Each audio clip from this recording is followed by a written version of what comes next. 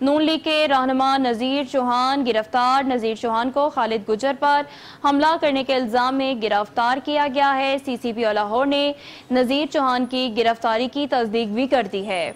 मलिक मुश्ताक नुमाइंदा 7 न्यूज़ हमारे साथ मौजूद है, उनसे मजीद जान लेते हैं।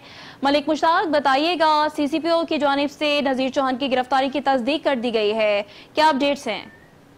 जी बिल्कुल, थोड़ी ही देर पहले नून लीगी रहनुमा नज़ीर चौहान को चूंग के इलाके से CIA पुलिस ने गिरफ्तार कर लिया है, क्योंकि नज़ीर चौहान पर शबीर गुजर के भाई खालिद गुजर के बेटे पर तशद्दुद का मुकदमा दर्ज था और इस हवाले से खालिद गुजर जो है वो जख्मी था। इस हवाले से मुकदमा दर्ज था जिस पर इन्वेस्टिगेशन पुलिस ने छापा मारा और नज़ीर चौहान को चूंग के इलाके से गिरफ्तार कर लिया, जिसकी बाकायदा CCPO लाहौर ने नज़ीर चौहान की गिरफ्तारी की तस्दीक भी कर दी है और SSP इन्वेस्टिगेशन का कहना है कि कानून के मुताबिक जो है वो कार्रवाई मुकम्मल की जाएगी। जी ठीक है, कानून के मुताबिक कार्रवाई मुकम्मल की जाएगी। मलिक मुश्ताक, बहुत शुक्रिया आपका।